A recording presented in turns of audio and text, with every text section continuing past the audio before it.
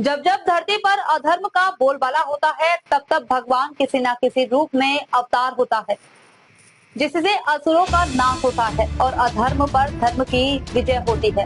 भगवान चारों दिशाओं के कण-कण में विद्वान है।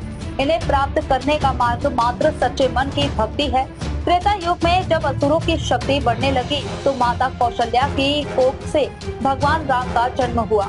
उक्त व्याख्यान मानस मर्मज्ञ परम पूज्य श्री अतुल कृष्ण भारद्वाज ने रामकथा में श्री रामचंद्र जी भगवान के जन्म के समय दिया। उन्होंने कहा कि भगवान सर्वत्र हैं, प्रेम से पुकारने व सच्चे मन से सुमिरन करने पर कहीं भी प्रकट हो सकते हैं। इसीलिए कहा गया है कि हरि व्यापक सर्वत्र समाना। आगे व्यास जी ने कहा कि निर्गुण से सगुण भगवान सदैव भक्त के प्रेम के वशीभूत रहते हैं, भक्तों के भाव पर सगुण रूप ले लेते हैं। धर्म व संप्रदाय में अनंतर को समझाते हुए श्री भारद्वाज जी ने बताया कि धर्म व्यक्ति के अंदर एकजुटता का भाव पैदा करता है, वहीं संप्रदाय व्यक्ति को बाहरी रूप से एक बनाता है। मानव को एकजुटता व्याख्या करते हुए श्री व्यास जी ने कहा कि एक पुस्तक, एक पूजा स्थल, एक पैगंबर, एक पूजा पद्धति ही व्यक्ति को समिति व संकुचित बनाती है, जबकि ईश्वर के विभिन्न रूपों को विभिन्न माध्यमों से स्मरण करना मात्र सनातन धर्म ही सिखाता है। ईश्वर व पैगंबर में अंतर को बताते हुए कहा कि ईश्वर के अवतार से असुरों का नाश होता है, अधर्म पर धर्म की विजय होती है। यह अद्भुत कार्य मर्यादा पुरुषोत्तम भगवान श्री राम एवं भगवान श्री कृष्ण ने अयोध्या व मथुरा की धरती पर अवतार लेकर सिखाया।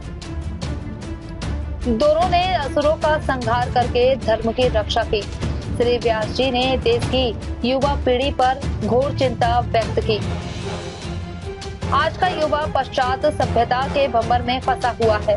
उसे रामकृष्ण सीता के साथ भारतीय सभ्यता से मतलब नहीं है। उन्होंने माताओं से आग्रह किया कि यदि माता ही चाहे तो युवा पाश्चात्य सभ्यता से अलग हो सकता है। सभी माताओं से आग्रह किया कि गर्भवती माताओं के चिंतन, मनन, खान पान, पठन पाठन, रहन सहन का बच्चे पर अत्यंत प्रभाव पड़ता है। इसलिए गर्भ अवस्था के दौरान माताओं को भगवान का सुमिरन करना चाहिए, साथ ही साथ सात्विक भोजन व चिंतन आदि करना चाहिए। भगवान राम के जन्म की व्याख्या करते हुए बताया कि भगवान के जन्म के पूर्ण विष्णु के द्वारपाल जय विजय को राक्षस बनने का श्राप मनु और सतरूपा के तप से भगवान ने राजा दशरथ व माता कौशल्या के घर जन्म लिया, जिससे समस्त अयोध्यावासी संपन्न हो जिससे समस्त अयोध्यावासी प्रसन्न हो उठे। भगवान राम के जन्म की व्याख्या के दौरान जैसे ही कथा व्यास ने भजन गाया, वैसे ही श्रोता झूम उठे, मानो सचमुच पंडाल में भगवान का जन्म हुआ हो। पूरा पंडाल राममय हो गया। पूरे पंडाल में पुष्पों की वर्षा हुई।